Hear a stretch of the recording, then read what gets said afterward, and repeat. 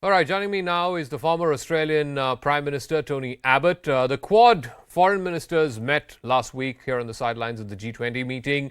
There is criticism against the Quad that what it initially started off for, which was to ensure open and free sea lanes to take on a more assertive China when it comes to the South and East China Seas, the agenda has been diluted. Quad now says it's not a military grouping, it's not meant to counter China. They're discussing all kinds of things from climate change to student scholarships. Is that diluting from the singular purpose for which Quad came together? And also, Mr. Abbott, what is the future of Quad? Do you see this expanding to include other countries, maybe South Korea, maybe some other countries in Southeast Asia who also have a problem with China's aggressive behavior, but somehow don't want to join such a grouping? Why is that? Well, that's a very fair question. I guess the four countries in question are serious strategic actors. The United States is the world's #1 democratic superpower.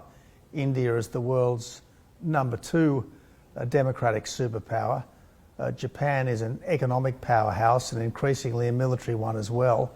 And Australia is a very significant part of the Indo-Pacific as well. So what you've got is the four big democracies of the Indo-Pacific working together to try to ensure that democracy can flourish and a rules-based global order can survive under the various challenges. Now, sure, there are all sorts of other things that can be done.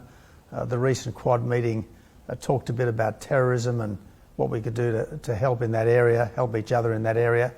Great, but in the end, this is about the great Indo-Pacific democracies saying to anyone who would challenge the rules-based global order, don't.